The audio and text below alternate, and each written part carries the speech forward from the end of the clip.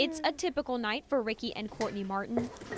But a quick look around the house shows someone is missing. It's literally like your heart is somewhere else. Their daughter Allie is in the hospital almost 100 miles away. It's definitely been a journey. The Martins live in Horry County, but when Courtney went into labor at 23 weeks, no nearby hospital could help. When they tell you at 21 and a half weeks that you've got to get to 23 weeks or there's no chance for survival, it's a race against the clock. The Martin family is just one of many who have to travel outside of Horry County for neonatal care. South Carolina received a D on the 2016 March of Dimes premature birth report card, but Horry County received an F with the highest percentage of preterm births in the state. Crystal Hummer works for the March of Dimes and said the numbers are concerning. What is causing preterm birth that we don't know? Is it nutrition? Is it our living conditions? So we're looking at all different areas. Hummer said the annual report tells her office the county's main problems. Some of the priorities that we're focusing on, and certainly that apply to Horry County, is women of childbearing age that smoke. She said they're also focusing on racial disparities in the county. We know that black women have higher preterm birth rates. Why is that? We know some reasons, but there's a lot of reasons we don't know, so that's certainly a focus for us. There are 5 Level 3 NICUs in South Carolina. They are at MUSC, McLeod Regional Medical Center, Palmetto Richland Memorial, Greenville Hospital, and Spartanburg Regional Medical Center. If anything were to go wrong or anything, we still have to make that 2-hour drive. It doesn't get shorter.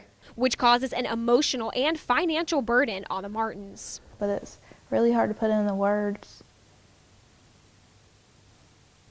what your journey's really like, because there's so many feelings that are attached to it. Like the feelings of fear, confusion, and hope for little Allie. But also feelings of sadness and heartbreak because Allie was a twin. This is Allie. And this is Daxton. Their little boy Daxton, born at 1 pound and 4 ounces, didn't make it. He was cute as a button. Yeah, I mean, he looked like he just looked like a little man. I couldn't get over how tiny he was. But he was a fighter, just like his sister. To overcome all the battles that she's been through, she's definitely determined.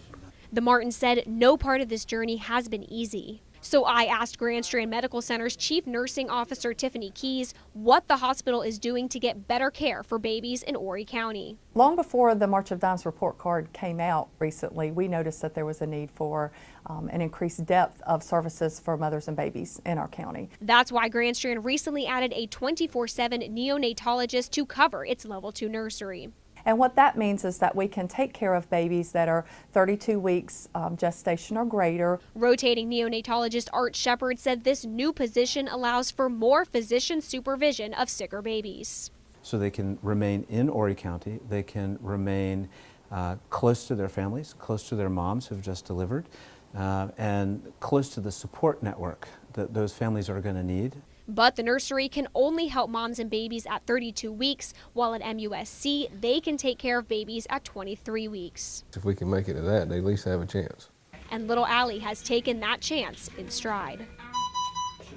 She's been at MUSC for 7 months, made her way through the NICU and the PICU, and I was there when Allie was moved to her final room and the last step before heading home.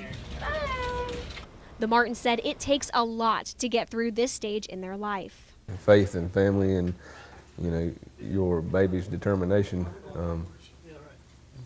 That keeps you going. But they also said their family is not yet complete.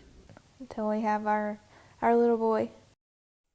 And I wanted to bring you all a happy update to the Martin story. I just found out that Allie is out of the hospital and she's back home in Horry County. Her parents say she's doing great, but she still has some hurdles to overcome. She will continue to have speech, occupational, and physical therapy for the next several months. Reporting for News 13, I'm Abby O'Brien.